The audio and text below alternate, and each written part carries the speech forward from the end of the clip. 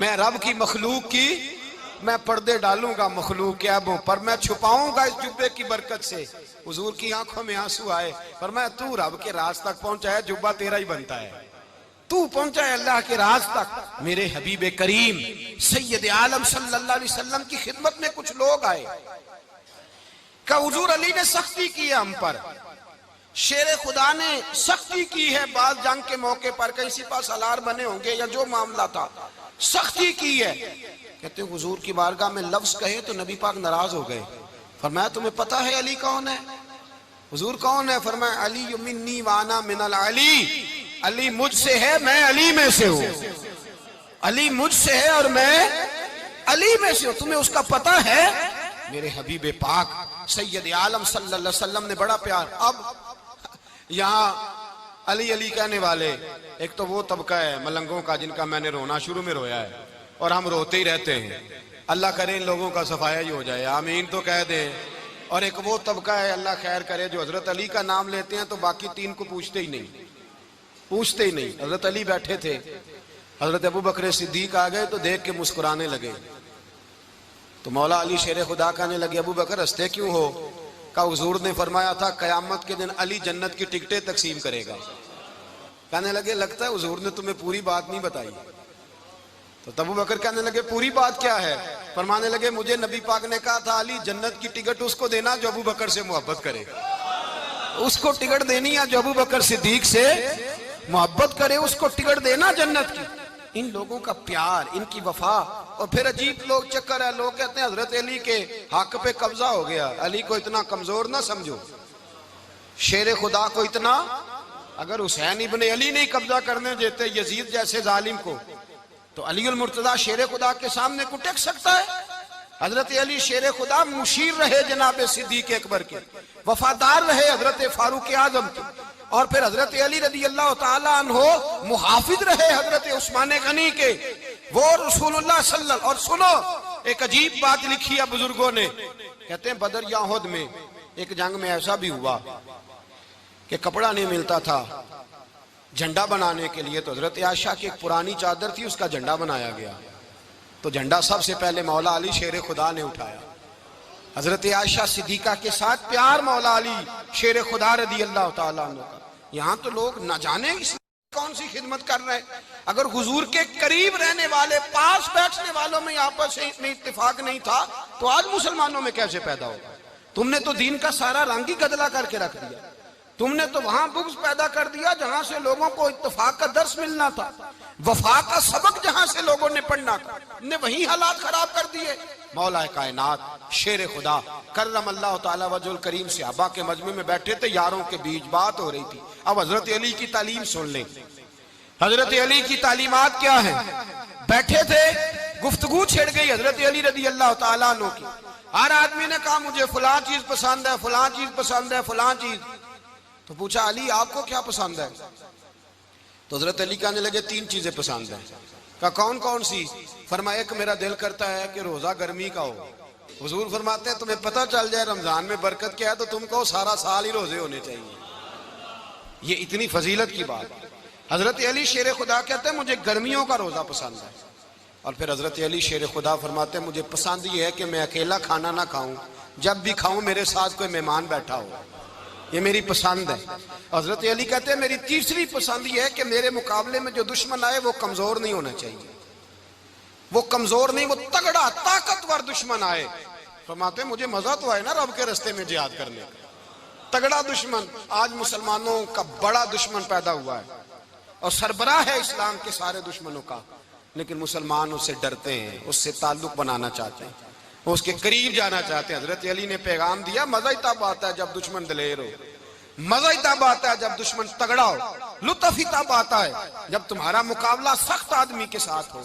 حضرت علی شیر خدا، فجر کا وقت تھا، ہاتھ میں چھڑی پکڑی تھی، 63 سال عمر مبارک تھی، کوفے کی جامع مسجد میں نماز پڑھانے آ رہے تھے، ہر دروازے پہ دستک دیتے اٹھو الصلاۃ خیر من النوم۔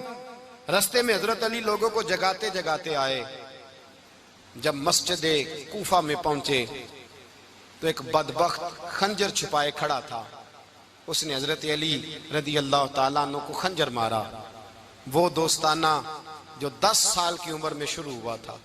جب شیر خدا کو خنجر لگا تو پتہ لفظ کیا تھے؟ فزت برب الکعبہ، لوگوں رب کعبہ کی قسم میں کامیاب ہو گیا، میری زندگی دین کے کام آ گئی، میں کامیاب ہو گیا۔ حضرت علی کی داڑھی ساری لہو سے بھر گئی۔ حضرت شیر خدا فرمایا کرتے تھے ایک دفعہ میں بڑا بیمار ہوا، میرے سے اٹھ کے کھڑا نہیں ہوا جاتا تھا، حضور تیمارداری کرنے آئے تو میں نے کہا یا رسول اللہ پتہ نہیں بچوں گا کہ نہیں۔ حضور نے فرمایا علی نہیں، تو اس وقت دنیا سے جائے گا جب تیری داڑھی لہو سے رنگین ہو جائے گی۔ شیر خدا کہتے ہیں جب زخم لگا تو میں نے نیچے جھکا کر دیکھا تو داڑھی لہو سے بھری ہوئی ہے، میں نے کہا بس وہی کامیاب ہو گیا۔ جامع مسجد کوفہ میں مولا علی نے سر سجدے میں رکھا، اور اسلام کی تاریخ کا وہ شخص جس شخص نے اپنی بچپن سے لے کر جوانی، جوانی سے لے کر بڑھاپا، اور جاتے جاتے امام حسن اور حسین کو قریب بلایا اور وصیت کر گئے بیٹا جینا اسی کا ہے جو دین کے لیے جیے، بیٹا مرنا اسی کا ہے جو دین کے لیے مرے، جس دھج سے کوئی مقتل میں گیا وہ شان سلامت رہتی ہے، یہ جان تو آنی جانی ہے، اس جان کی کوئی بات نہیں۔ حضرت شیر خدا کرم اللہ تعالی وجہ الکریم خاتم الخلفاء تھے، ان پر خلافت اسلامیہ ختم ہوئی۔ حضرت علی رضی اللہ تعالیٰ عنہ جس دن وصال ہوا، آپ کے بیٹے کہتے ہیں اس رات مولا علی نے خزانے کا مال سارا ایک رات پہلے تقسیم کیا، اور پھر جس جگہ مال خزانہ ہوتا تھا وہاں 2 نفل پڑھ کے کہا اے اللہ میں نے تیرے بندوں کی امانت تیرے بندوں تک پہنچا دی ہے۔ زندگی دین کے نام کر کے وہ شیر رخصت ہوئے۔ 21 رمضان المبارک کی شام ڈھلی تو حضرت علی المرتضی شیر خدا رخصت ہوئے۔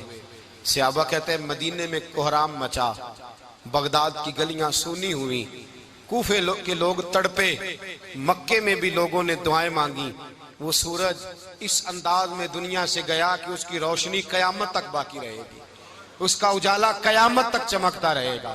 حضرت علی کا نام آج خودداری کی علامت ہے، حضرت علی کا نام ایمان کی علامت ہے۔ مولا علی کے نام کا نعرہ لگتا ہے تو سینوں میں خون دوڑتا ہے، طاقتیں بیدار ہوتی ہیں، روحیں بیدار ہوتی ہیں۔ حضرت علی کثرت سے نماز پڑھتے، کثرت سے روزے رکھتے، کثرت سے عبادت کرتے۔ حج تو اتنا محبوب تھا، ہر سال حج کرنے جاتے، ہر سال حج کرتے۔ حضرت مولا علی شیر خدا رضی اللہ تعالیٰ عنہ کا عالم یہ تھا کہ باوجود غربت کے، باوجود غریبی کے، گھر میں کوئی شے، اور یہ جان بوجھ کے غربت اختیار کی تھی ورنہ تو مالک تھے کونین، باوجود فقر اختیاری کے حضرت علی رضی اللہ تعالیٰ عنہ کے دروازے سے خالی کوئی نہیں جاتا تھا۔ ایک سائل مسجد میں مانگنے آ گیا، مسجد میں مانگنے آ گیا تو حضرت علی نماز پڑھ رہے تھے۔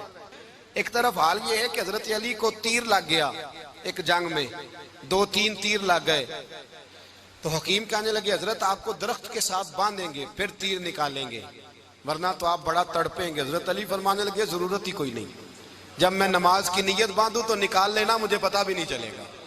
ایک طرف حال یہ ہے، ایک طرف، اور دوسری جانب کیا حال ہے؟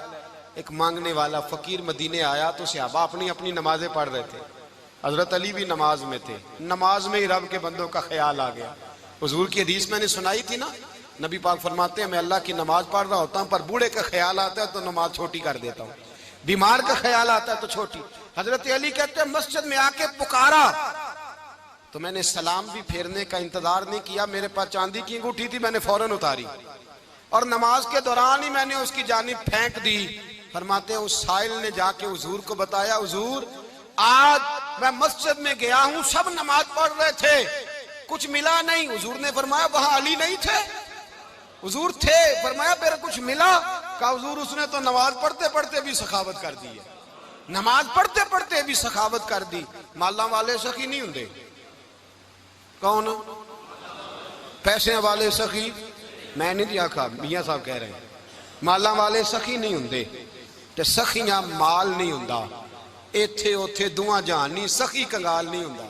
نبی پاک نے فرمایا جس کی جیب میں پیسے ہیں وہ سخی نہیں ہوتا، جس کا دل بڑا ہے وہ سخی ہوتا ہے۔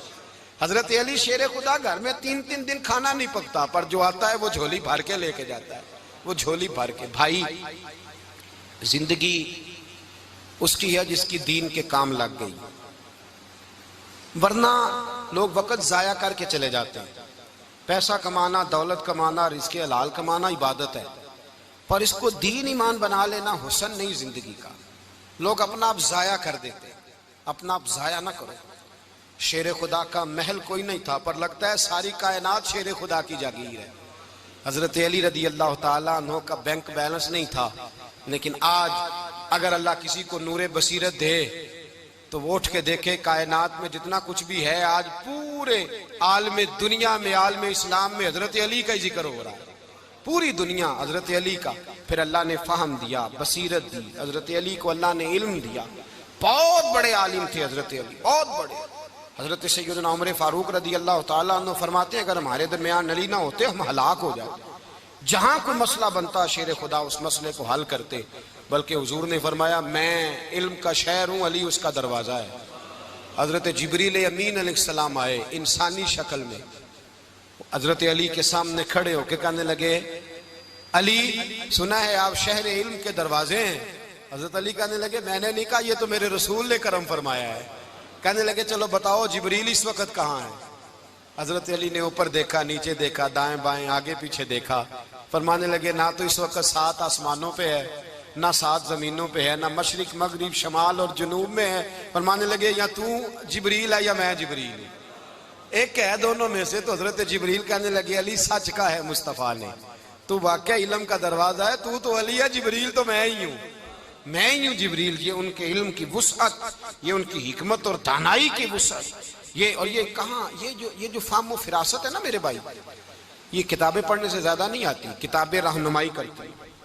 فہم و فراست پرہیزگاری سے آتی ہے۔ اللہ فرماتا ہے یا ایھا الذین آمنوا ان تتقوا اللہ یجعل لکم فرقان، اگر تم اللہ سے ڈرو گے تو اللہ تمہیں بصیرت کا نور عطا فرمائے گا، باطن کی آنکھیں دے دیتا ہے۔ جب بندہ امام مالک سے کسی نے کہا تھا حضور میرا حافظہ کمزور ہو گیا، تو فرمایا گناہ کرنے چھوڑ دے، علم اللہ کا نور ہے، گناہ گاروں کو نہیں دیا جاتا۔ تیرے ذہن کے اندر جب وسوسے بسیں گے تو اللہ کا نور کیسے آئے گا؟ حضرت علی کی زندگی مشعل راہ ہے، اس کو اپنائیں۔ حضرت علی کا سجدوں سے پیار ہے، سخاوتوں سے پیار ہے، عبادتوں سے پیار ہے، جہاد سے پیار ہے، ان کا مہمان نوازی سے پیار ہے، ان کا گرمی کے روزے سے پیار ہے، ان کا میدان سے پیار ہے۔ اپنے آپ کو ان لوگوں کی سیرت کا حامل بنائیں، نقوش قدم چلنے کی کوشش کریں۔ دعا ہے رب کریم کی بارگاہ میں اللہ ہمیں حضرت علی کی سچی محبت اور سچی فرما برداری عطا فرمائے۔ آخر دعوانا ان الحمدللہ۔